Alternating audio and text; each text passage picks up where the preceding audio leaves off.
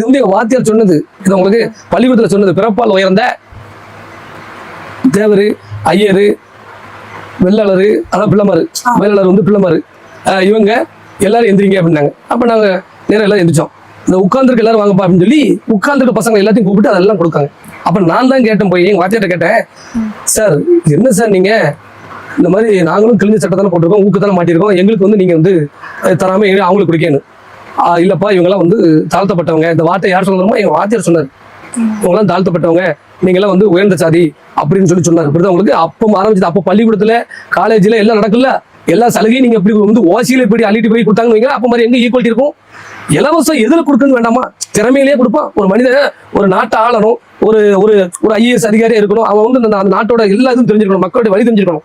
அவனைத்தான் நம்ம ஆக்கணும். அது எந்த சாதியான பிரச்சனை கிடையாது. படிச்சு உயர்ந்துருக்கணும், அவன் மார்க்ல இருக்கணும். இப்படி அவங்களுக்கு அதுலயே வந்து ஈக்குவாலிட்டி மாதிரி எப்படி வரும்? 35 மார்க்கு வந்து எடுத்தவன் ஒரு அதிகாரி ஆக முடியாது, 90 மார்க்கு எடுத்தவன் ஆக முடியல. இதான உண்மை. காவல்துறையில வேலைக்கு வந்து ஒவ்வொரு பிசி எம்பிசிக்கு ஒரு வயசு, அந்த பட்டியல் சமூகம்னா அவங்களுக்கு 2 வயசு எக்ஸ்ட்ரா. இப்படிதான் உங்களுக்கு வளர்த்தி கம்மி. இதெல்லாம் என்ன நாட்டை பாதுகாக்கிற விஷயத்துல இதெல்லாம் வந்து பண்ணலாமா? ஒரு நாடை பாதுகாக்கணும், காவல்துறை தான் இந்த நாட்டை பாதுகாக்கும். இப்படிதான் உங்களுக்கு ராணுவம் இந்த நாட்டை பாதுகாக்கும். இதுல நீ என்ன வந்து சாதி ரீதியாக இடஒதுக்கீடு உனக்கு என்ன தேவை?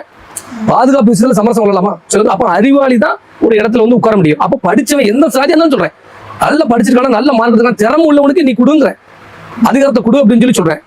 நீ வந்து திறமையே இல்லாதவன நீ வந்து இடஒதுக்கீடு நீ எடுத்துக்கொண்டு வச்சுக்கிட்டு நான் அப்படி பண்ண இப்படிலாம் இது ஈக்குவாலிட்டியே வந்து இந்த சமூகம் ஈக்குவாலிட்டி சமூகம் ஆகாது.